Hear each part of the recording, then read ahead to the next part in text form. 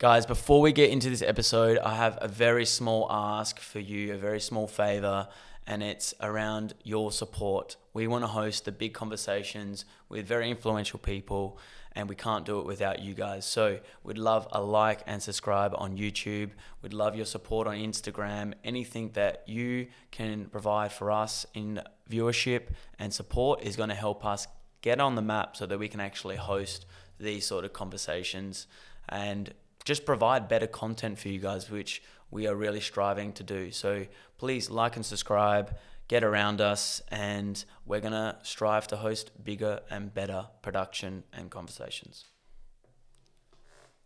Yeah, I think what you're saying is really important. I want to dig a little bit deeper here.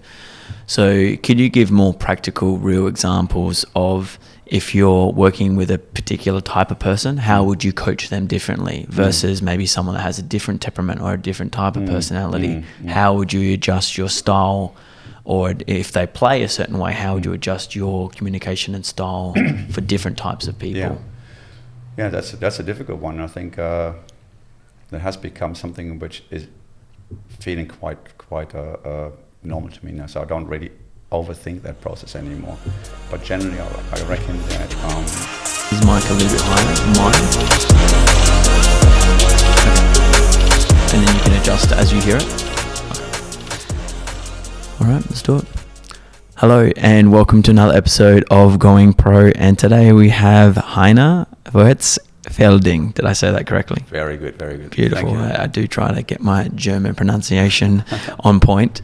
So Heiner is a highly regarded international coaching experience. So he has an excess of 35 years, and you are supported internationally and recognized qualifications in Germany, the UK and Australia, and you've also coached in New Zealand. Right. You've coached a high level junior from all ages at a national level. You've seen players and worked with players who've become professional. You've been part of building high level programs in academies in different parts of the world. So really interested to talk about all of your experience from different parts of the world and what you've taken away from that to build your own tennis, I guess, philosophies as a coach just kind of picking apart what every part of the world does well. So first of all, thank you for coming on down and having the conversation. Thank you so much for having me. So I would like to just talk a little bit about the history of Heiner. So your playing career, what it was like playing, what was in the 80s? So it all started off actually in the very late 70s. Late 70s, okay. So my first love was actually ice hockey. Okay. So as a little boy I played ice hockey, and I turned about 12, and my mom told me that's my last ice hockey match I ever played. After my last match I came out of the dressing room with a black eye. And Is it from a fight? Oh yes. It's always part of an ice hockey game. It's really, because you see it from the adults. If you ever watch an ice hockey match, ice hockey match without a fight is not an ice hockey match. And as a little boy, you see this all the time. Say, yes, let's get into this. And I got lucky for years, but then the last match I played, I came out of the dressing room with a black eye. Had a big smile on my face because we won. Mom greeted me with, "I hope you enjoyed that. It was your last match." Luckily at the time I played tennis a little bit just for the fun of it. Every now and then it was more or less like hitting a balls against the wall, while my older sister was having tennis lessons, and that's how I got into it. And so it was an easy transition for me. When I was not allowed to play ice hockey anymore, I started playing tennis more and more. Sorry, Bunny, would that have helped your movement on the clay in Germany? I reckon the movement you had on ice on those small skates definitely helped you with agility and balance and so on. And it's funny actually, I had a boy I was coaching in Brisbane, a very good kid, fantastic balance already, but he was a skinny little boy. And I suggested to the dad, let's try some ice skating for him. So he took up some ice skating lessons, and he did really well. And his movement went through the roof on the court. It was amazing. It was going so well with the ice skating. The coach told him to join the ice skating squads, and luckily he didn't take up on the offer. But definitely his tennis went through the roof after about half a year or the year of ice skating. That definitely helped him a lot. And for me, when I was a junior, I thought I was never quite technically as good as many others. but I could run and I could change direction very quickly. I was agile. I was good on my feet. I had good fitness, so I could make up a little bit for that. Yeah. So you started later because you're playing ice hockey, and then it's hard to catch up, hey, when you're not having that kind of junior experience. It's interesting. So also, unfortunately, I came to a club which didn't have a tennis coach. So we were just a bunch of kids out there, some senior players who looked after us, and we were just playing, hitting balls. But the one thing I always had was the desire to be as good as I could be. So I've been watching tennis an awful lot. There was a tennis academy close by. I'm one of 8 kids at home, so my parents couldn't really afford for me to have lessons at this place. And so I was spending a lot of time when the rain of day we couldn't play tennis on our courts. Went to this indoor center and watched the guys play. And I watched and I picked up, okay, this is how the forehand works, that's how the backhand works. Let's try this later on, and watched tennis on telly religiously. So my idols were on one side John McEnroe, and then the 100% opposite Guillermo Vilas. So do you know Guillermo Vilas? Ever heard of him? I've heard of him, yeah. Argentinian player, was built like a brick house. Yeah. And I loved it because he was the first one at a time playing massive tops and backhands and tops and forehands. I loved watching him play, and as a little kid, I was ball boy for his match. At the Nations Cup was called at the time. It was just the last clay court event before the French Open. And was ball boy, and at the end of the match I came up to him, wanted an autograph, but you don't carry pens when you're a ball kid. And he went to his bag, grabbed the racket out and asked me, what I do? And that was the moment I felt, this guy is messiah to me. So I just watched him all the time. That's amazing. I copied all his shots as good as I possibly can. Yeah. And I guess it's how I learned my technique, and the rest was just practice, go and play, hit with anyone I could find. That was really enjoyable. So, but I think the passion was always there to improve myself, and always finding ways to improve myself as a player. I think as a junior, I never really got to quite the levels I might have been capable of, because the resources weren't quite there. But kept trying, and after finishing school, we have to go 13 years in school. Yeah, that's a long time. German's tough. Very tough. So after 13 years, I decided I want to take it seriously. Officially, I was at uni, studying economics. That was official. But any time I could spend to get away, play tournaments, I was trying satellites, playing tournament satellites, qualifying most of the time. Actually, I think I made a main draw twice, and that was it. So after 20 months of trying myself around there, I decided it's bonkers. There's no point. I can't make a living out of this, costing a lot of money. And so I went back to uni and did my coaching degree as well. And from there, when I started? January 89, I started full-time as a coach. First of all, just taking up the little scrappy jobs in those tennis academies, and by the time I was about 24, I got my first gig as a head coach. First in my hometown, Mönchengladbach. That's a good one for you to try and pronounce. Not even going to go there. And and later on moved to Düsseldorf, a slightly bigger city, and stayed in Düsseldorf until I got married. Yeah. Okay. And but it was just a lot of club tennis, and within club tennis you were able to work with some of the top junior kids. I got lucky, actually. We were very close to the club that runs the World Team Cup, and so we had good players coming down, training with us. It was a good experience, but the move from there going to England was a game changer. Yeah, a big game changer. Yeah, I want to go back to what you were saying before, just about the 80s and growing up, watching not as much coaching, just getting out there and hitting against a wall. Yeah. Just seeing what's going on with some of the older players at the club and trying to understand how to play the game. There's so much more like self-learning back in that time that now we've almost gone the complete opposite way too much. Yes, absolutely. That like everything is paid for, everything's coaching, everything needs to be perfect, and there's no kind of self-discovery through just actually exploring, hitting with friends, watching tennis, and really becoming a student of the game. Totally agree. It's a completely different time, and there's probably a balance point somewhere in the middle.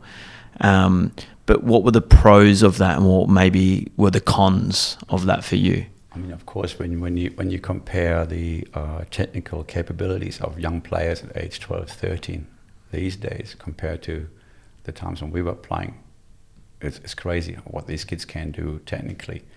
On the flip side, tactically, I think we were smarter.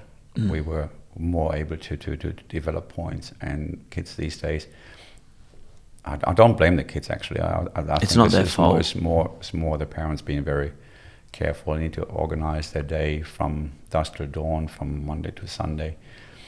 The kids don't have this, what you mentioned before, self-discovery. They don't get the opportunity anymore because everything needs to be organized. So the kids don't develop as independent problem solvers anymore. So everything needs to be taught, and we didn't have that luxury. So we had to go on court, and there was, let's say, the 40-year-old senior playing against us 12 or 13 years old. We had to find a way to beat this guy who was moonballing and chipping and playing some funny tennis, and you had to get used to find a way of beating this guy.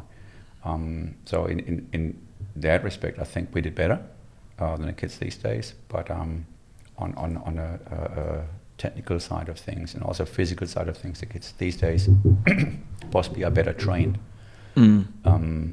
But still, though, I believe that having a bit more unorganized or informal kind of sessions for the kids would help them to develop much better.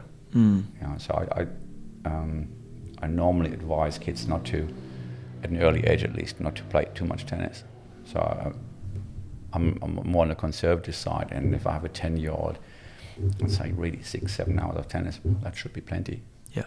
And maybe you could also look at other sports and look at your fitness and take care of that a bit more, so your body is used to do different kind of things rather than just hitting against the ball. That can become quite stale, and by the time they're 13, 14 years old, they might have enough of that.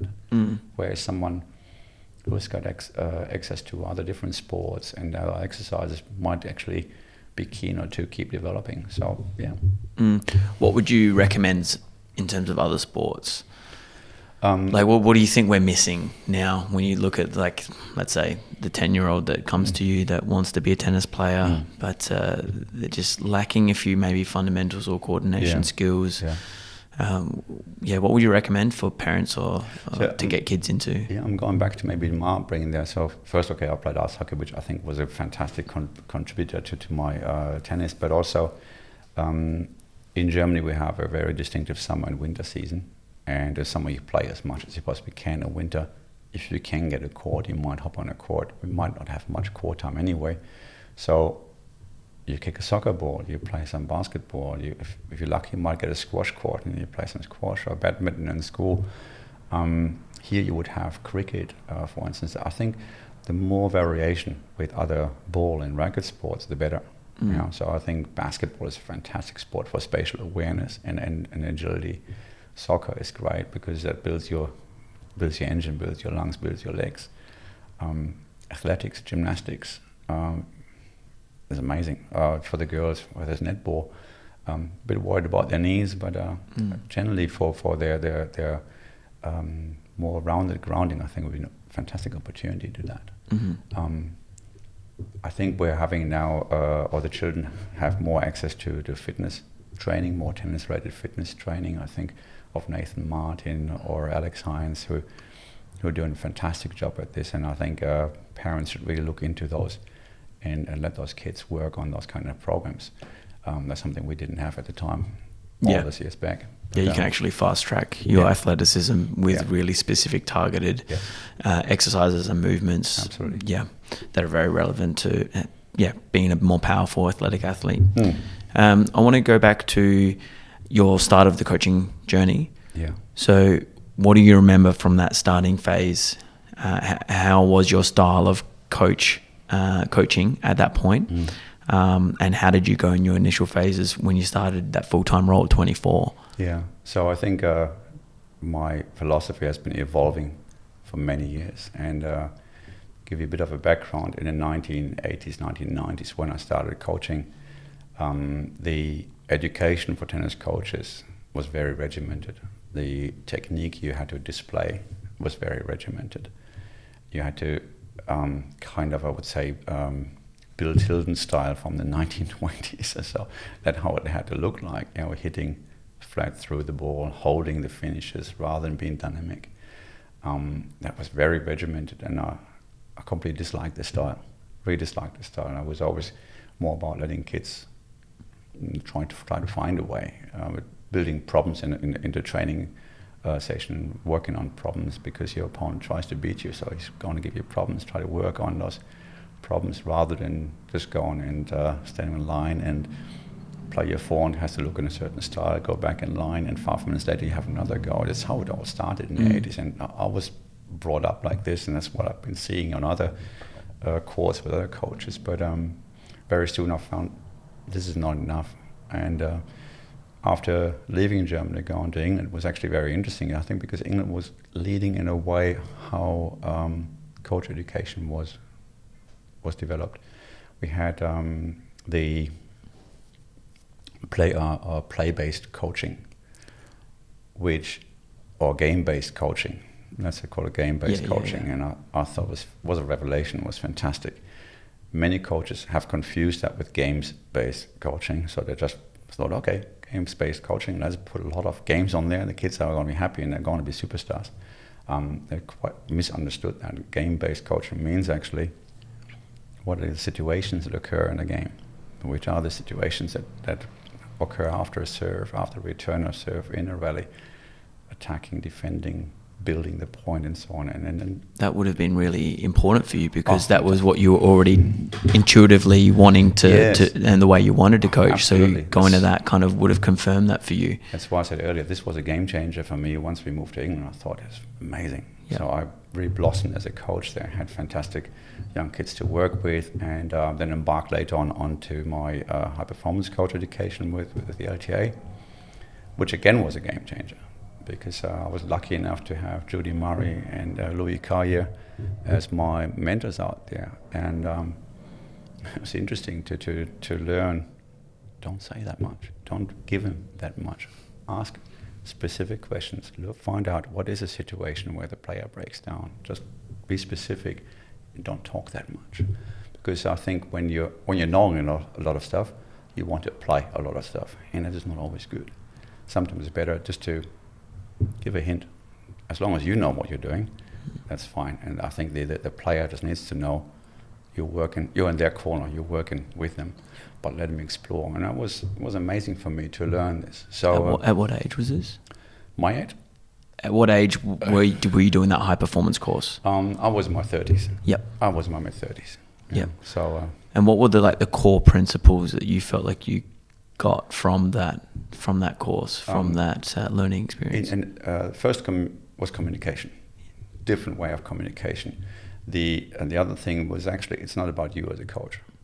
It's not about you. It's about the player. And the player, it's the person. Understand the person. Where is this person coming from? What are their learning styles? How do they process information? How much information can they actually process? And what is it you really need to give them? I think that was amazing to learn to be more centered on the person you're dealing with, rather than the player, their ranking, their rating, or the last success. It's more understanding the person and building that rapport with the person, being someone that this person can actually trust. If you have a trust relationship with your player, because they know you're working in their best interest, they're opening up. When they can open up about issues, and sometimes they play a bad match not because their forehand doesn't work or there's something wrong with their forehand. Something might have gone wrong the day before in the school or with mom and dad and so on. Once they have that relationship with you, they give you those infos, and you can work a lot more specifically with those players. I think that was amazing for me to learn that, and this has shaped my philosophy as well. Having on one side the knowledge through, I've been reading, I think, every science article about biomechanics since since I started coaching. Yeah. So having a lot of knowledge there, but keeping that for myself really, just so I can help the player with what they really need on the day. But in terms of philosophy, just making it all about the player, understanding that person, and then you can work your training around that. Yeah, I think what you're saying is really important. I want to dig a little bit deeper here. So could you give more practical, real examples of if you're working with a particular type of person, how would you coach them differently versus maybe someone that has a different temperament or a different type of personality? How would you adjust your style? Or if they play a certain way, how would you adjust your communication and style for different types of people? Yeah, that's a difficult one. I think that has become something which is feeling quite normal to me now. So I don't really overthink that process anymore. But generally, I reckon that, especially with very young children, they learn by mimicking what you're doing. So you have to be very good at demonstrating. Be good at your demonstration. The kids pick up on this, and they can follow this kind of instruction when you're demonstrating. Or they're visual learners, more or less. The older the player gets, the less they can pick up on what you show them. They'll ask you why. It's a lot more the why. You need to be able to provide the whys. Why do I need to do that? So for an adult learner, it's more what's going on in their head. It's cognitive learning. And then you've got players who are sitting somewhere in between. The more you can stimulate their brain to visualize something, the better they can learn and understanding the situation, and suddenly that all makes more sense. And that is more general, but specifically, some players are very, I say, it's tough in terms of giving feedback. You've got those players, so every single time you ask them, how do you feel that little change we just made? How did it affect your shot? And you get this, yes, all right. It's a tough one to deal with. Yeah, and we have Dylan's experienced this one. I think we all know those kind of players. It's all right. And it's all right. So that's quite tough. So you didn't almost try to challenge them doing something which is completely out of the ordinary to make them really feel bad, and saying, how did that feel? And when they say that's all right, then I say, hey, I don't think you're paying attention at all to what we're talking about. So I just made you miss. I just gave you the most awkward shots in the world, and you say it's all right. But you mastered the situation perfectly well, and that was all right too. So give me some more feedback. These are very super challenging sessions, and I don't think I always get it right. I'll be the first one to say, I have to go back in my drawing board and give it another shot. That's difficult. Of course. But there are other players who can give you such specific feedback. So when they ask me, Heiner, we have to work on my backhand, and I can then go, okay, what's the problem with your backhand? And they can give you an example. Yeah, whenever someone is kicking out the serve up high on my backhand, I stink. You know, it's okay, fine. Let's go and look at that situation. I'm going to kick serve in your backhand. Let's see how you're dealing with that, and then we go from there. They're so specific in their feedback, and you can easily work with that. But others, they just say, my backhand stinks. What are you doing? So you have to really figure out, always asking more and more questions to get to the point. And I think that is the art of coaching, I guess. Of course. Getting to the point rather than just going, okay, your backhand stings, let's do some backhand drills then. And then you do that for 6 weeks and actually nothing has changed. Yeah, for sure, because it's not put into context. Yeah. Yeah. Is there an ideal style that you like to coach, or an ideal way? Obviously, you got to have variances in that based on who you're working with and who they are. But is there a default that you like to sit in if you had your kind of ideal student? An ideal student, like the way you prefer to coach, if you. I mean, the ideal scenario is someone can be very specific in their feedback and give you the point in a match where something broke down, and it could have been not even a technical breakdown. It could have been something which was going on in their head, something we're thinking at the situation, or maybe just a score got to him. And those players who can give you that specific feedback, they're dreams to work with. Can you teach that though? Can you help them become that? What would you do to help them become like that? I think you can. The more often you raise a question, actually, when did it happen? What was going on in your head? What was the score? Did the score bother you? You know, did the situation early on at the 30-0, did it affect you the same way? And you keep asking those questions. I think they're getting used after a while and getting more and more into start thinking problem solving. And I think I will emphasize this again and again with players. You are here as a player to problem solve. I am not here to problem solve. I am here I'm your consultant basically. You know, I can only help you along the way, but you are the person and needs to be on court and problem solve, because your opponent is trying to kick your backside. You know? So you have to do everything in your power to deal with the situation, find a way to not give him a chance to do that to you. I think yes, you can teach it and you can learn that, but it's a long way, especially if you have a player that makes it very difficult for you to create a relationship. If you have a relationship that works very, very quickly, then you get there very quickly. But some players that have their defenses up all the time. It's very difficult to break through, and it takes a lot longer to get to certain places. Mm-hmm. Yeah.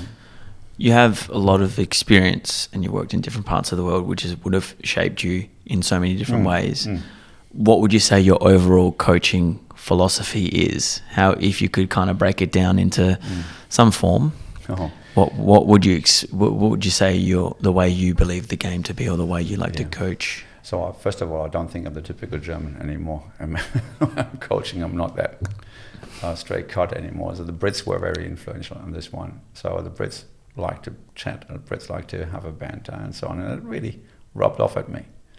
So I think I like to get to know the person. I think that too is my over coaching philosophy. I need to get to know the person. Once I get to know the person, I can come up with a coaching plan for the player. So that would be my philosophy. But then having the right ethics, I guess, perseverance, resilience. When you fail, that's fine. Dust yourself off and try again. Next time you fail better. And that's, I think, what Stan has got this tattooed on his forearm or so. I find this amazing. I think that's something I'm using a lot with my players.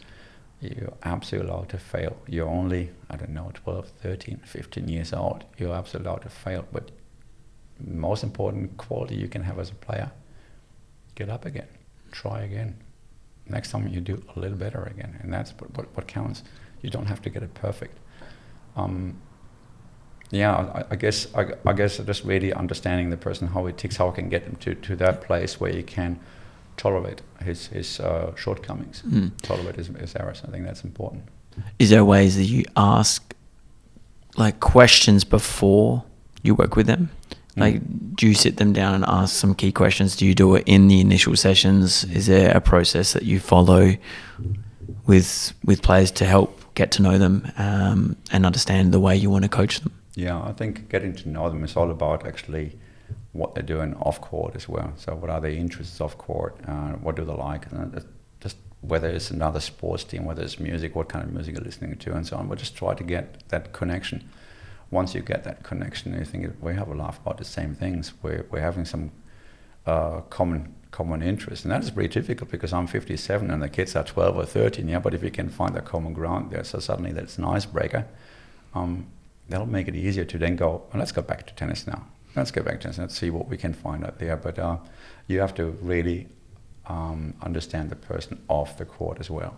So that is, I think, first step for me. Other than that, my questioning is mainly on court. So I don't think that I have to sit my players down too often off the court to chew things through. Of course, when we are tournaments, when I get the opportunity to watch them play, that after matches, when they're ready to talk, I can sit them down and we just go through the match, what were their thoughts, rather than telling them each score when they broke it down. This is what you did wrong, that's what you did wrong, that's what you have to do better. Just let them come up with something. How did they perceive the situations? What was going well, what wasn't going so well? What are the things the opponent did to make it tough for you? Give them the same opponent the same match again. Is there anything you would do differently? So this is possibly where the questioning goes in first before I lay down what I've seen. I think that's really important. Yeah. And like you've spoken about coaching in Germany, coaching in the UK, coaching in Australia, coaching in New Zealand.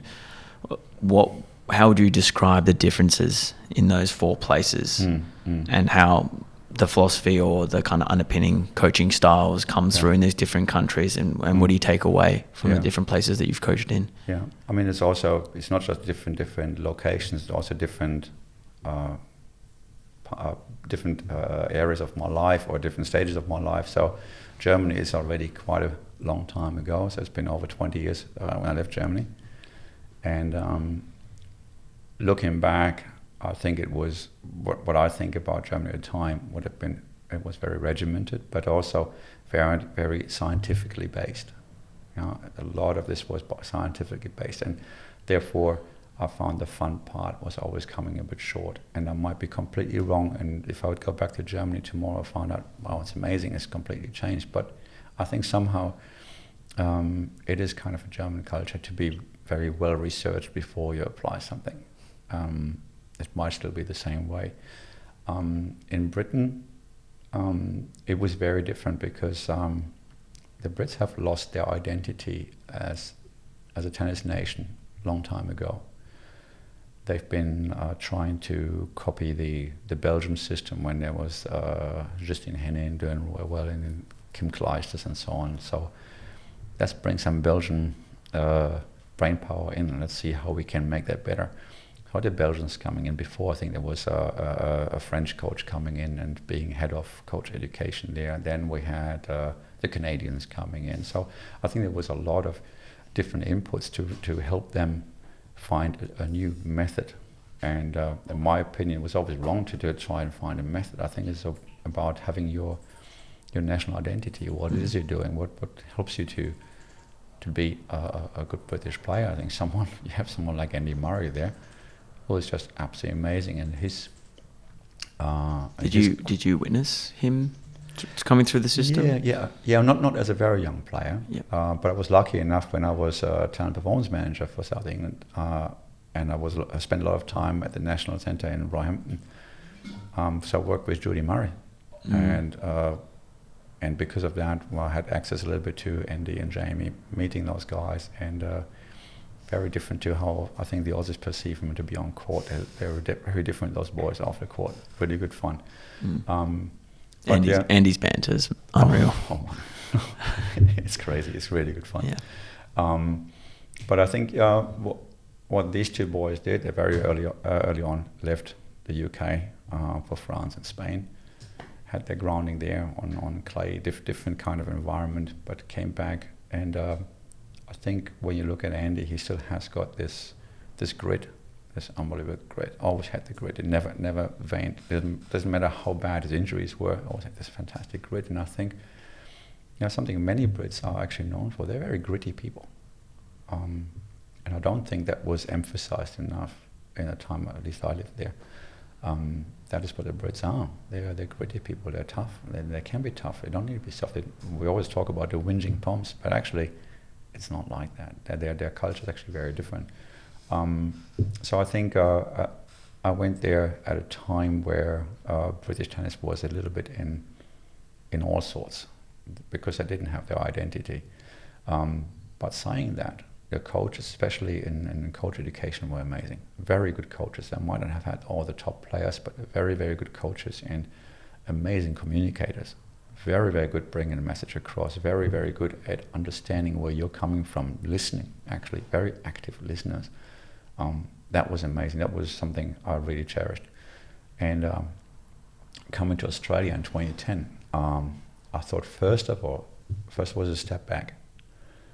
The program with red, orange, green, and so on, which the Brits have adopted maybe 10 years before, was still not well perceived amongst Australian coaches. Many said, "Oh no, I have to have 4 sets of balls and all the equipment in the car. It's horrendous." And I've been bringing up 5-year-olds playing with the yellow ball from the baseline, and they're just as good. It was difficult to convince those people that yes, it is possible. You have the odd player that is able to do that at age 6, but they can't play the game. They can hit a ball from basement, but can't actually play the game. So understanding it's not just about teaching them how to hit a forehand and backhand, it's teaching them how to play the game. So I thought, when I first arrived, it was a big step backwards, but what I enjoyed actually was the networking capabilities here in Australia. I think in a way, because it's such a big country. What do you mean by that? It's a massive country, Australia, and not many players, not that many coaches.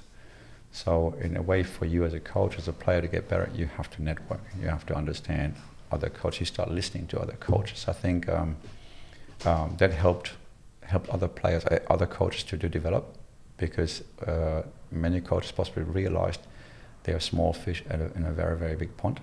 And for them to get better, to get on the same level where coaches in Europe are, you have to start listening to others. You can't just stay in your backyard and do your own thing and think you're doing the right thing. You have to listen to others.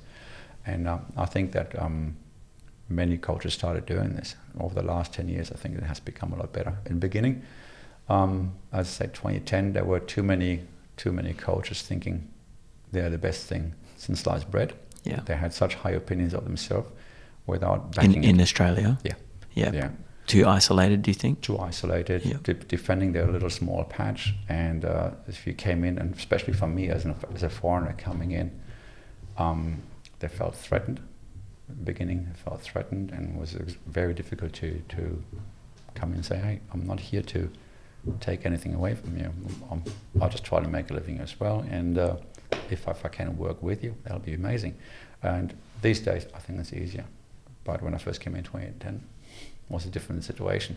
So in terms of the Australian coaching philosophy, I guess where I see myself, I think I was always more interested in the game, understanding the game and all the intricacies in mental performance and tactical performance, and I feel too many coaches here are still to focus on technique. It's all about a certain form, a certain shape. But the trouble really is we've got an open skill game. Everyone tries to make it as difficult as possible for you to play that beautiful forehand of yours.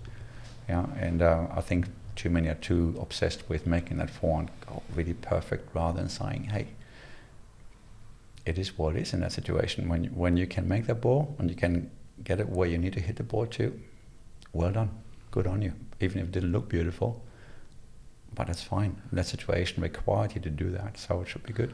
So we're just behind tactically, do you think? Or just maybe not focused enough on really being great tactically? I think it's just not trying to focus on something looking perfect. Because going back to ask about the difference between tennis in Australia and tennis in Europe, when you play on clay, you had some experience there. It is very difficult to play a great shot because balls bounce differently every single time you get a ball. The ball bounces a meter higher than the previous one, next one half a meter lower, next one bounces to the side because it clipped the side of a line. You have to be, as a player, you have to be able to make very quick adjustments. You have to be adaptable. If you can't make those quick changes, you have no chance to compete. And some of the shots, they look awkward. That's fine. But if you get in a racket on the ball and you're able to control it, that's good, even if it didn't look perfect. But I think here the kids are generally brought up on hard courts. It's very easy to play beautiful on hard courts because the balls are so easy to predict. That's a bit different story on clay. So I guess in a way we need to make sure we make tennis a bit tougher for the kids, a bit more difficult to learn by getting them access to different surfaces more often. Yeah, so they learn to make adjustments. We have, unfortunately, only a handful of clay courts. That's something that's a bit of a shame. We should have more clay courts, even singgrass courts, which I passionately hate. But hey, why not? Why not get them on a singgrass court? The grass courts are fantastic in a way, but you can't always play on them. And but getting access to a grass court as well, fine.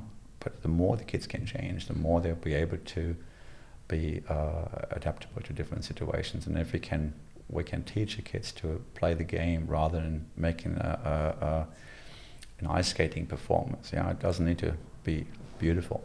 Yeah, I think that's different. So, from everything you've been learning, how are you trying to coach the Australians? From what you're seeing here and some of the issues, how are you trying to solve some of these problems? Yeah, So first of all, I'm changing the way I'm hitting with them an awful lot. Okay. So I've got someone who loves hitting the ball waist high. I'm giving him a lot of balls, head high. I'm just hitting heavy top spins, and then doing that for 5 minutes. Next time I'm just going and play sliders all the time, just going as low as possible, and hitting slowly, hitting fast, making them move. A lot of movement in training. So I think, but when I say movement in training, I very rarely stay at the basket and just feed balls in. I'm putting myself out there as well, really, with him, and just keep changing things up as much as possible. When I was in Brisbane, I was lucky enough that I have had access to so many different surfaces. My base was on a hard court. I've taken kids out to Ipswich at a time, but half an hour outside of Brisbane, I had clay courts. We trained on clay courts. Another time we had chances to go down South Brisbane to go on synthetic grass courts. We did that. Making all the changes now here with my club here at West Lakes. We only have hard courts, good hard courts, and so it is all about how I'm trying to in private lesson, how the way I'm feeding and the way I'm setting up those situations, and try to vary that as much as possible. And not so much speaking, just doing it and then see how they respond, and then ask them some inquiring questions around it. Yes, exactly. So it's not about, hey, watch out, I'm going to hit the ball very high now. It was just, okay, let's see if it figures out that I'm actually hitting the ball very, very heavy now. And then we're asking, hey, how do you react to that, what I just did? Did you notice I changed this up? Yeah, I think this is how I'm trying now to form them technically. Tactically, we're looking at all kind of different game situations. Out of those basic game situations, serve, return, building the point, we're then looking at some shot patterns that generally happen, and focus more on giving that rather than playing for half an hour forehand cross court, half an hour backhand cross court, some serves, and then return and play points. We're trying to go a bit more into certain score situations. For instance, when we're serving, I'll be a receiver playing the rally out from 30-40. Yeah, so you have got second serve 30-40. So what serve are you going to play? What do you expect me to do as a receiver? It's quite simple what you're saying, but it seems very effective, and then makes me think why we don't do more of this style more often. Yeah. Have you been coaching someone for a prolonged period doing this style, and what sort of results have you seen? I think one boy that jumps into mind, let's go stay in Australia, would be Heaton Pan. Started with Heaton when he was about 5 years old, playing with some red balls. So starting off with some keepy uppies and so on. The typical thing you start with a very young child. But I noticed very quickly this boy is actually really good at picking things up. So he was very interested in actually playing the game. He gave me some feedback from a match he watched then overnight. He was 5 years old and told me about a match Federer was playing. And I thought, okay, this kid is really invested. And we played points. We played points from the word go, whether it was only in a service box without a net. So I don't know whether do you know the up game? As in, you can only hit up. You can only hit up over the service line or over that center line. Within the service box, no net. Oh yes. Just play the ball. The up game. Yep. Just did that with him, and he loved it. So from there, we then put the mini tennis nets out, and we put the racket away. Had an oversized tennis ball, and throw on this ball. But again, it should be a point play. So he tried to make me run. I put the ball where he was, and he picked up right away how he needs to cover his court. I thought it was just pretty amazing. So we started from there, and then looking at game situations right away. Even on red ball, we're starting off forehand cross court. When can you go down the line?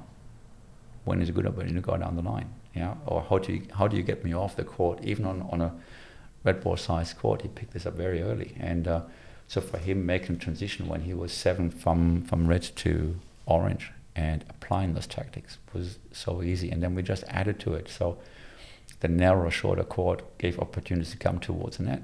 So we added in approach shots, backhand slice. He was 7 years old, learned a backhand slice approach shot and drop shots and so on. Just because this court offered the opportunity for him to do that. You know, on a full size court, he wouldn't have had the opportunity. But on on the orange court. So he had the opportunity to learn how to attack, learn to play little dings to make someone run. And when I came in, to lob me, and I mean, I'm 6'2", and for a little 7-year-old, that's a big obstacle. And but he figured that out, and that was amazing. So I think looking at main result on this one, I mean, Heaton was always going to be good. Was always going to be good. And now I haven't worked with him for more than 2 years now. Still though. So from 5 to when? 11. Yeah, it's a long time though. It was 6 years, and I still, to this point, I'm in contact with both Heaton and his dad all the time. And when he's nearby, they come in, we're working together. We have a week or 10 days, 2 weeks training together. And he keeps me up to date all the time about tournaments we're playing. And so he's 14 now. He's got his world ranking now on the ITF Junior Tour. He's doing pretty well. And last year, he played in the 14s nationals as a boy, just turned 13. Did pretty well. Unfortunately, he had to go against Jeffrey Stryden and gave him a very tough match. Gave him a 3-setter, but eventually Jeffrey was just too strong for him in a third set. But I think this year round, I hope Heaton is coming back again in October. I reckon he's got a good crack at winning the nationals this year. At your club? Is the nationals at West Lakes? Our club, yeah. Yeah, cool. Yeah, and Lucas, who was in the same squad as Heaton, Lucas Hahn. Yeah, because I've seen both those boys. Yeah. Yeah, so you work with both of them. Yeah. Lucas is a very different player, very different. It's, for him, with him, it was never that much about all the technical and tactical skills. It was just pure grit. Yeah.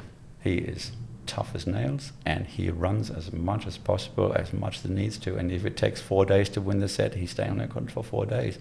He's a very different specimen, very tough guy, and I never thought, he proved me wrong. I never thought he would go as far as he was going, but he's done well. So he won the 12s, and last year in the 14s didn't do badly either, got to the semis. So it's I'm really happy with those boys, how they've been coming along since I left. But I'm still in contact, which is great. So I still have the contact with those players, still have contact with some of the boys I had in England. Now, this is not a long time when I left England. I know one of the boys, Nick Sayer, he went to the US, play college tennis in the US, and got called in to play Davis Cup for Hong Kong. He was born in Hong Kong, and then played a few matches for Hong Kong in Davis Cup. So that was pretty epic. Who was this, sorry? Nick Sayer. Yeah, okay. Yeah, and we had his brother was doing really well as well. He played for Hong Kong and really successfully. Unfortunately, he passed away last year. That was sad, only 36 years old. Wow. That was really sad. But Nick's going strong still. He lives in the US, and another of the players out of my group then played college tennis and stayed in the US, become a college coach. So he's coaching a Div 1 girls team. And another one was one of my private lessons I had with him for many years, Craig Veal. And Craig is now a very, very good coach on the WTA tour.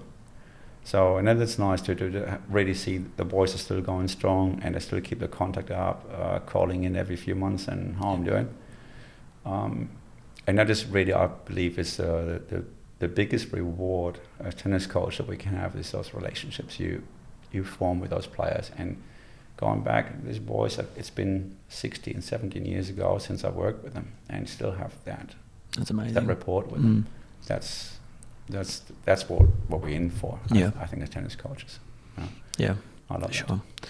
It was really cool to listen to the story of working with Heaton, and from that early age, and the progression of just teaching him the tactical fundamentals, even from a red ball level, because that's what I think we do so poorly in Australia, is we struggle to keep the kids on the court long enough to actually build rally sense. We move them up too quickly. We move them to orange ball when they're not skilled enough for that orange ball court, rather than actually create a culture of, can we actually play some really good tennis and rally and play games at a red ball level, rather than like, I can actually hit a ball over a red ball net and then it's time to move on. So I think we could learn a lot from doing that in Australia. Yeah, I guess I was also lucky that I didn't have to have 12 kids in a squad to make money out of this.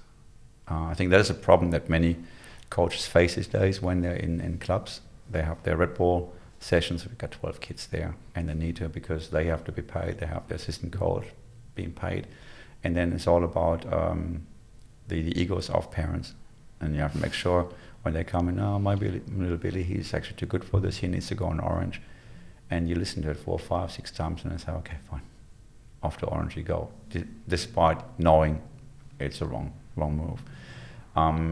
So when I was in Brisbane, I was in a lucky situation. I only had 6 boys, big boys and girls, small squad, and that was really good. I've seen them 3-4 times a week, and we kept it that small. And only these 3-4 boys and girls that were coming together, train together, play together, and we only occasionally got them onto a junior development series tournament at a time, and they played well. They played well within their age group and on the white court, and they've done really well. So we never pushed them up too early. You know, I think here I've got a problem. Even at my own club, I've got a few boys and girls really not quite talented. They're doing really well. What's happening? They're 9 years old. They're playing yellow ball, and I started them off with orange ball last year. So I got them when we're just starting playing orange ball in a coaching sessions. I started them off. We went orange. They did orange competition. Did well, and this year they have to play yellow ball because we didn't get a green ball team together. And I'm really worried about that, because it's not. I watched them today and watched them play. Despite them winning their matches, they played against boys who were 12, 13 years old. And you've got a little 9-year-old beating those guys. That was on one side great to see. On the flip side, the tennis was terrible. It was absolutely terrible. So if I think you were there as well. We had this meeting with Tennis SA that the districts have to come to the plate really and reorganize tennis in the districts, so we have something more achievable for younger players. Yeah. That we don't just have an orange level, green level where the beginners go in and the kids who can play 6 balls across net have to play yellow ball because they can't fill teams. And it's a challenge. It's a big challenge. Yeah. And I like actually one coach said, I can't remember who it was. He said actually, you know what, all set their competition on green ball and Friday competition yellow ball. And as funny as it sounded at the time, when you think about it, it possibly is the right skill level. When you look at the Saturday competitions, they shouldn't be playing yellow ball because they're just not really that strong. Yeah, but I think that's going to fall on deaf ears, I guess. Yeah. That's a conversation for another day. Yeah. What about this kind of coaching style? I mean, you talked about working with Heaton from the beginning, so it's easy to really just embed that, and then they know that's how you work, and they get familiar with that. Yeah. What about a player that's already developed, that's coming to you, let's say at 12 years old? How do you kind of like work with someone like that to kind of get them to get comfortable with that style that maybe hasn't worked with you in the past? First of all, let them know that's exactly how I work. I'm working on the game.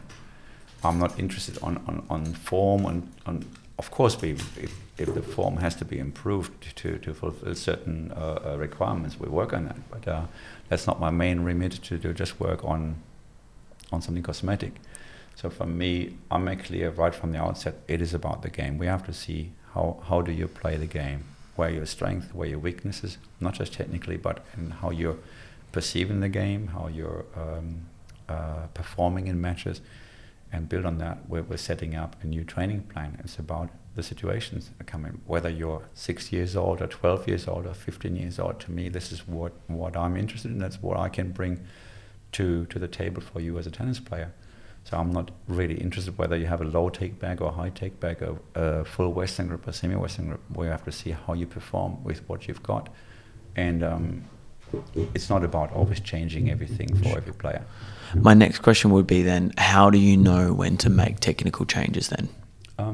It's very easy. For instance, the first thing that many coaches want to change is grips, which is terrible for a player. to change grips. So if you've got someone who's 15 years old and has been playing a full Western grip for 8-9 years, you're not going to change that grip unless they really can't make a forehand. If that forehand is really so bad, it's so easy to break down. So when, for instance, if it is a necessity, I would go in and try to exploit that weakness in the forehand and make this player buy in that we have to make a change. But if that forehand is not breaking down all the time, I wouldn't change it.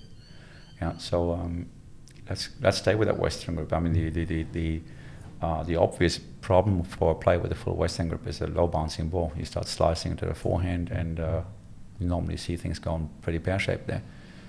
But you've got someone like Teodor Fritz is doing pretty well there. So you might have to say, okay, if you want to do better, let's have a look how Teodor Fritz is doing it. So maybe you can learn from that. But technical change is really all about a link to the performance in matches. Yeah. Yeah. So if this weakness that we can see, if it can be exposed by the players and by the opponents, then we have to talk about how we can make changes about that. Maybe it's not just about a technical change. Maybe it's a tactical change we have to make, so to cover up that weakness, so the opponent cannot expose you that much. It's I think it's a very complex task for the coach as well to make. Do you really go this far? Do you want to make a change? Is it necessary, or can we actually get a better outcome if we just change the way this player sets up their points to cover that weakness up? Yeah. So I think sometimes you have to also accept that you have a certain ceiling for one shot. Yeah. But as long as the other shots are your weapon are that much stronger, so you might actually still be very successful, even though you might have a shot which is not perfect. Yeah. Remember, take Stefan Edberg in the 80s, couldn't play a forehand to save his life, but hey, went number one in the world, one of the best serve-volleyers, did a great job there. Yeah. Possibly did say couldn't play a forehand to save his life. It was possibly a bit far-fetched, but compared to Agassiz and around the forehand, was pretty ordinary. Yeah. Yeah. Are there some things that you've really changed your mind on in the way you view the game or the way you coach through the journey? There's some big things you've changed on. I think I was possibly the typical coach as well. Beginning, I want to make sure everything looks perfect. There's perfect technique. The contact points had to be correct all the time. Footwork had to look in a certain way. But I think I've moved away from that because to me, tennis is so much more than technical discipline. I'm so much more intrigued with tactics. I'm so much more intrigued with the mental performance in certain scores. When we've got a certain scoreline, how does a player react in a scoreline? How can we help him to do better there? I think I wouldn't say my expertise, but I think it's where my interest as a coach has moved more into is actually the tactical and mental side of things rather than a technical point of view. Sure. Technique is super important, don't get me wrong, and I would be the last person to say let's just forget about it. As long as they can hit the ball across it, they're fine. But in terms of my interest, where I really get a kick on is working on those game situations that can occur, game situations that your opponent how you can expose your weakness and how we deal with that. I think my journey from having a more stylized approach towards more being a more practical approach to what really happens in a court, I think that was the biggest shift for me as a coach. Yeah. And how do you help people mentally? What are some of the things that you're observing, and what are some of the situations and the ways that you actually unpack some of the mental components and help kids understand it in a more practical way? Yeah, I think the first step is always about acceptance. Accept the situation, or be aware of the situation you're in. So when you're stressed out, when you're fearful, don't worry about being fearful. Just being aware you are fearful. You're very stressed. But your opponent is possibly in the same boat. So how are we going to deal with the situation to go forward for the next point? What can you do to get yourself in a better state? Whether it's going to be certain images in your head that help you to relax. Whether it's a tune in your head, you're humming in your head to get you in a better space. Whether it's a breathing technique you're using to bring your heartbeat down again, or opposite, when you're too low in energy, hyperventilate to bring energy up again. These are all those little things that we're experimenting with to get the player in the right zone. But I think it's the acceptance, the awareness and acceptance is the first step. Rather than think, oh, coach, I'm so nervous. Yeah, that's fine. It's okay. The other guy's nervous too. We're all nervous. Roger Federer is nervous when he plays tennis, and it's just how you deal with that. What's your strategy for the next point? What is your focal point? How are you going to play this next point? Are you going to really focus on? I think that's a conversation we're having, and that gets players to calm down a lot more. What do you help with in terms of images? So is that something that you've learned, or is that, what's made you implement more of the images for players? I mean, as a coach, I had to learn an awful lot about mental training as well, I guess, and when you're trying to get yourself into a certain state, it's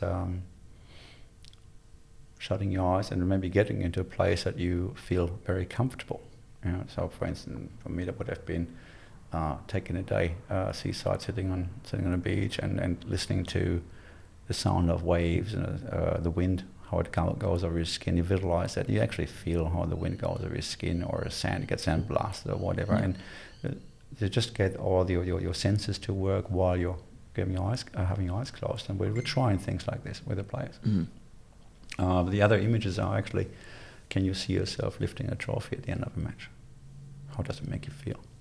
How does it make you feel when you played an amazing tough point, you had a 30-shot rally and you put that last winner down the corner of the court? How does it make you feel? After a tough battle. Or you come back from 5-1 down and get the set 7-5. There's these kind of images, how it makes you feel. I think this is something we're trying to replicate to get kids motivated. It's not just about what's going on in your mind when you just got yourself broken at 4-3. It's not that important. I don't think it's that important to tell someone what's going wrong in their head when they made a mistake. I think it's more important to figure out, what did you do when you turn things around? These are the coaching moments to me, finding when they've done something really well, make them aware of how they've been able to produce the goods when it mattered. It seems to me that this is almost now going to be one of the biggest parts of coaching, with the current state of the kids coming through and society and the challenges with society now. I feel the kids are more distracted than ever. They're lacking focus. There's a lot more emotional turmoil, I believe, with kids coming to tennis, and not just tennis, but all sports.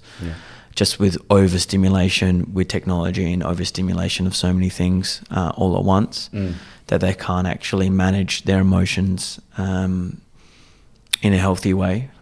So I think this is really important work. And is that something that you're noticing, that it's really challenging to actually work with kids now, and it's almost becoming more important than teaching the skills in some ways? Yes, I think when you go back the time before internet, before having social media and so on, the kids didn't have the need to go onto their phone to check on their social media accounts and so on.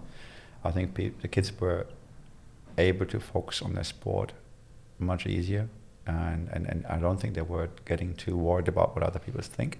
Although there's always peer pressure. Peer pressure was there even when I was starting to play. But I think it was not as relevant as it these days, because now it's really in your face. It really is difficult, and I don't think there is a template format to help all the kids in the same way. Everyone responds differently. When you mentioned focus harder for the kids. I mean, focus is never quite easy. But I think it's important that you teach children what they're actually focusing on, what it is you're focusing on. You can always shout at a child, hey, focus, make sure you stay on court, be focused. But if they don't know what they're focusing on, you don't get the focus. And I feel that is very, very relevant, that when you do a coaching session with a player, you want a certain skill. What is it they're focusing on to achieve that skill? Not just about the outcome, you have to do 20 keep you up. It's what is the focal point for you? When do you make contact? Do you want to make contact when it's head high or knee high or waist high? So when they focus on, okay, I get the ball when it's waist height, so then they have a focal point and they will be able to perform that skill. So I think that in response has then a huge effect on their confidence.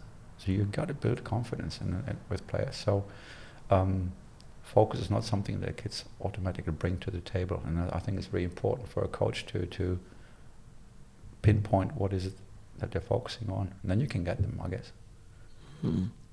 Makes perfect sense. Where do you think the game's going moving forward? How is the game changing? Yeah. Is it changing? Is it still the same? I think it will always evolve, but if I had a crystal ball, it would be great. What are your predictions, or what are you kind of seeing with where we're moving? Yeah, you see when you compare to my generation here, Boris Becker, Tom Ivan, and McEnroe before that, we had those distinctive player styles. You had the serve-volleyers, you had the grinders, you had all-quarters. Maybe Becker was more of an all-quarter. Edberg was a serve-volleyer, and you had the Sanchez brothers who are grinding from the baseline. It has become more and more of an all-court game, but serve-volley has got a place in there, and which is great to see. It's great to see that players like Alcaraz, even Djokovic now, implement serve-volley in their game. I can see this happening more often in future. It's also interesting to see how. Why do you say that? Because it's the most successful tactic in tennis, if you use it wisely.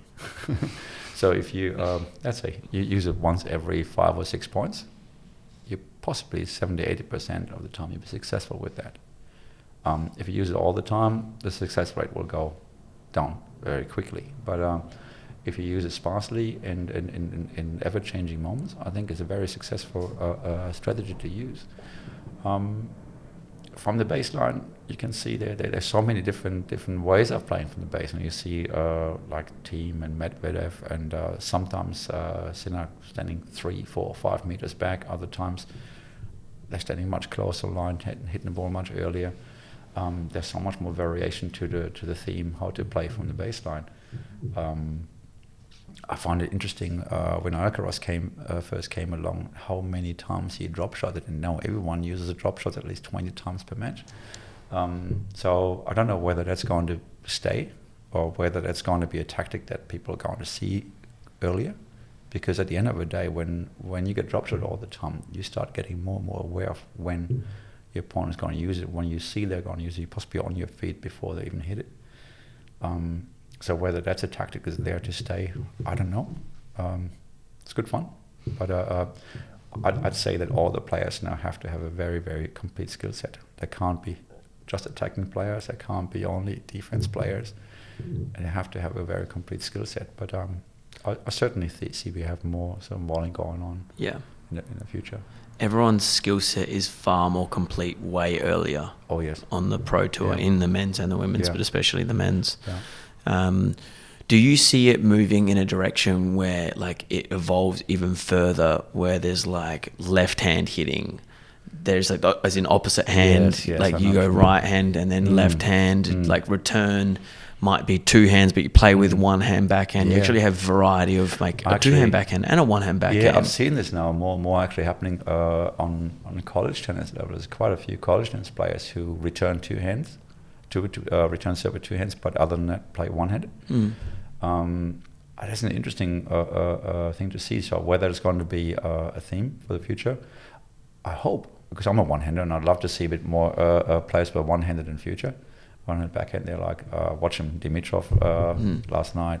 I love watching this. It's fantastic to watch. I'd love to see more players doing that in the future, but it's a tricky shot to stay relevant with, I guess, because the pace is so high. If you can maintain a one-hander there, it's awesome. Tsitsipas is amazing. When you serve at 225 kilometers in his backhand, he just rips the backhand back. Doesn't even block it. It's amazing. But so we might have players who can still do this and pull this off in the future. But so how cool would that be to then open up a whole new realm of possibilities with patterns? That if you can switch from a 2-hand backhand to actually playing left-hand forehands, cross court, that's a completely different ball. I think that is something you have to implement so early in junior development, that they're using both hands maybe training forehands only, forehand on the right hand side, forehand on the left side, or even the one-handed on the right-handed side and the one-handed on the left-hand side. I mean, I'm doing this a little bit with young kids already. So when we're teaching a double-handed backhand, for instance, I teach them a one-handed backhand too. So they play right-handed topspin backhand one hand, and then left-handed forehand. We bring them together, let them experiment an awful lot with that. So on the forehand, it was a bit less adventurous with that so far. So when they're right-hander, lefty, they're lefty. But on the backhand side, we try really to fathom out both ways. Yeah, I think you're right. It'd be amazing if we had more players like he was. I think he was in a demo event of the French Open. The 12-year-old boy, he only plays forehands. I can't remember. Yeah, I know. Yeah, that's what I was going to bring up as well, because there's one boy. I think he's one of the best in the world for his age group, and he plays both hands, and they're identical. That none is better than the other. They're both very strong. Yeah. And it's interesting to forecast whether that would actually stack up at a pro high level with the serves coming in at really fast pace to be able to change hands. That would be like my concern, or if the ball's coming in really big to be able to change hands that quickly. Or whether maybe you have, if you're dominant right hand, or if you choose one to be dominant, if you go left hand, then you just stay on the higher point of the handle and just switch there, so it's not like a switching of the hands at higher and lower points. Yeah, I don't know. I mean, I want to see it. I want to see it too. It would be absolutely exciting to watch. But I still believe it is that I don't want to call them freaks of nature, because that's terrible to say. But there will be very few players that have that kind of ability to use both hands that strong. So I think being completely ambidextrous is very rare. I don't think you can necessarily teach towards elite level on both sides. I think that is naturally given. I know in soccer, for instance, every top soccer player has to be able to kick on both sides. But then you get exceptions like Beckham could only kick the ball with his right foot and couldn't kick the ball with left foot.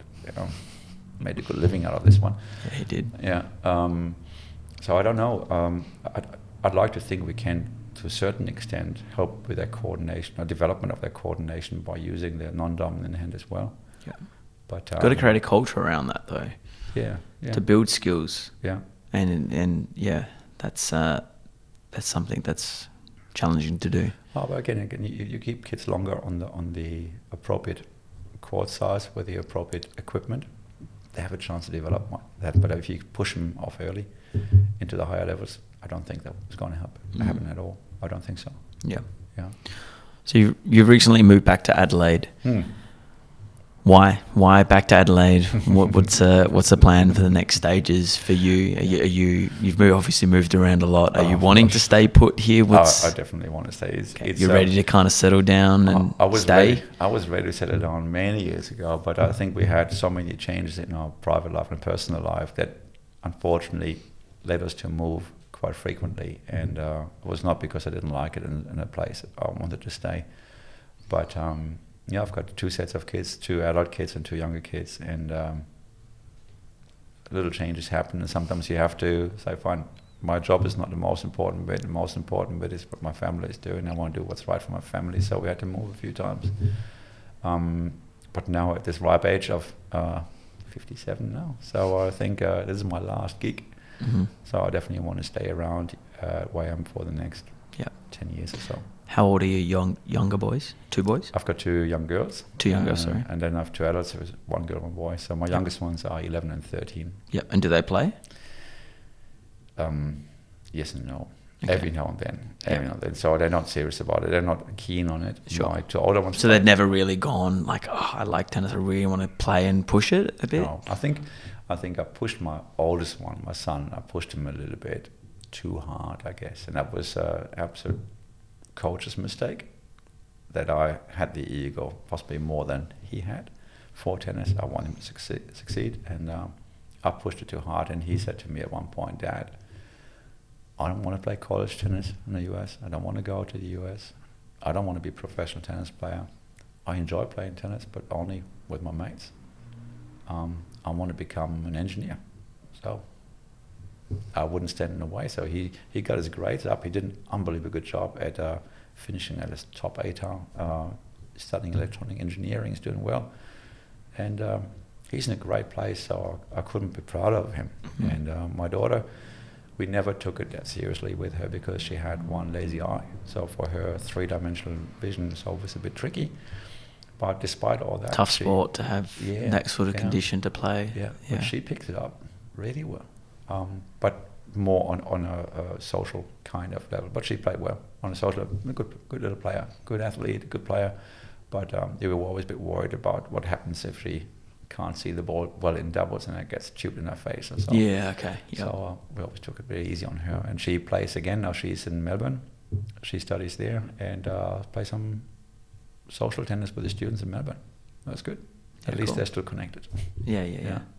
Nice. And with the younger ones, they just play a little bit. But what are, I guess, I think they are more like mum. My wife, she's a professional ballet dancer. Oh, wow. Okay. And I think they have been gifted a lot more with the arts side of things. Yeah, nice. They're great movers. They like the music. I think they can dance. Not quite as well as my wife, but they enjoy it too. Love arts, love painting, love drawing, love modeling things. And so sports is not quite their thing. Yeah. And how's that for you? Because you would have obviously the passion with sport, but is it... It's tough at times, but I just have to respect it. And I see what they can do on the art side. And I would have not the slightest chance to do anything what they're doing there. That'd be inspiring for you in a different way almost. I love just learning from them. So when you see what they're drawing, I mean, I always thought I'm quite good because I wanted to... My first choice when I finished school, I wanted to become a car designer. I'm nuts with cars and I wanted to design cars. But when I see my portfolio that I had when I went to uni with that and compare what my girls are drawing there, I just burn this stuff. Just really, it's terrible. They're good. They're really good. Has being a tennis coach and really understanding people and learning how to interact with people, has that helped you being a father to your girls and to your son? Yeah. How would you say that's really helped you? Because it's different, but there's a lot of crossover, obviously. Oh, there's a lot of crossover. But I think, first of all, tennis coaching has developed me as a person very different to how I would have been if I wouldn't have become a tennis coach. I started off I was 20 possibly when I started reading coaching, and I was very timid. I would not go to someone and talk about any chitty-chat. I was too timid to do that. And I think coaching tennis, it was a requirement to talk to people, so you have to overcome that fear of being judged. So now I don't care if anyone judges me. I'm quite happy and quite comfortable in my own skin, and I think in interacting with my kids, they can feel I'm comfortable. I'm not stressed when I'm with them. I'm the opposite. When I'm with them, I'm good. It's my everything that went wrong in job or whatever is gone. When I'm with my kids, it's great time, and I think they know this and they can feel this, that I'm just there for them. And what they have noticed is that there are certain values that I have to apply every day to be a tennis coach and hopefully be successful enough to provide for my family. So it's they know what perseverance means. They know what work ethic is, and they're doing great. They're doing great. So their mom they get homeschooled, but they get their stuff done. So it's quite easy when you're at home, just get sidetracked and do whatever, but they're knuckling down, they do their work, and very proud of them. So I think they did understand what it means to push hard to achieve things. And I'm doing this on a day-to-day basis with my players, and I don't come home and say, you have to, but they understand that is important to me.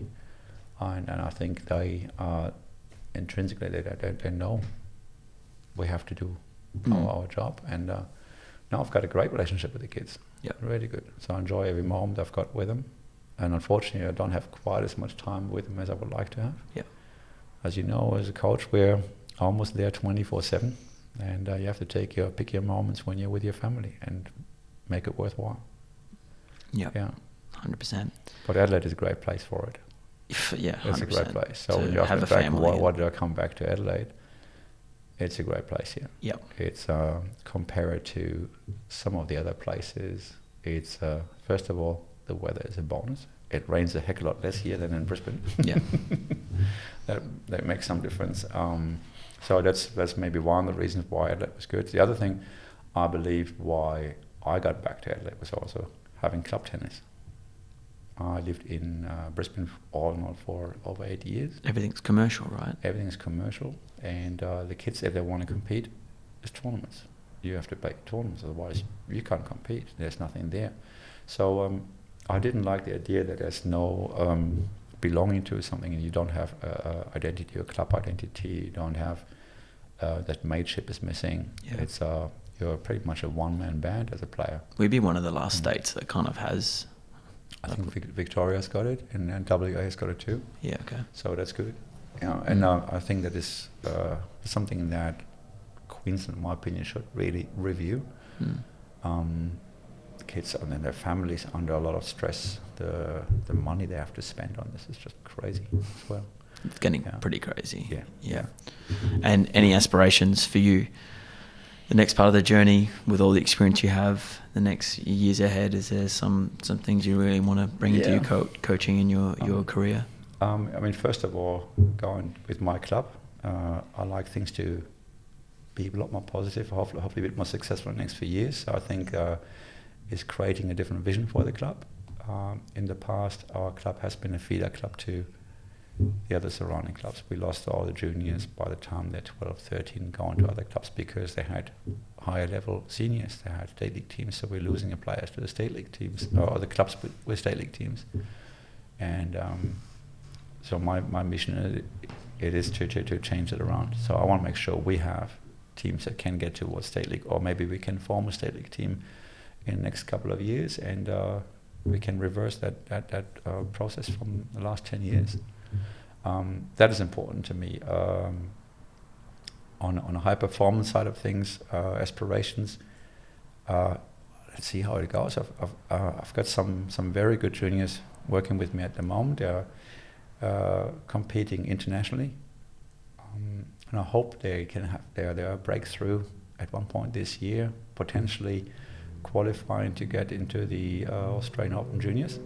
There are two I'm thinking of, they can potentially make it.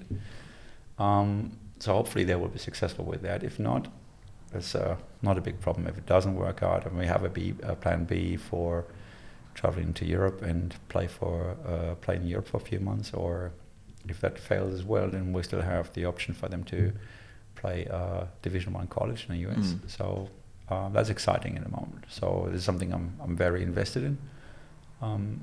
And hopefully once these two boys are gone, I have some other two boys or girls coming in along, and we're on a similar journey. Yeah. Amazing. Yeah. Love hearing it. Yeah. Thanks for such a good discussion. There's lots of really good things to take away. And I really liked hearing about the process of just teaching kids tactical fundamentals in a way that's not so obvious and just gets them learning about the game. And then with a really good line of inquiring questions. I think there's a lot of coaches in Australia that I think we can adapt and change our philosophies to actually add to doing that a lot more, rather than, like you're saying, just looking perfect but not knowing actually how to play the game. So thank you for coming down and having such a great conversation today. Thank you so much for having me. It was really exciting, and I enjoyed every moment of it. Beautiful. Thank you so Thanks much. so much. Yeah, cheers.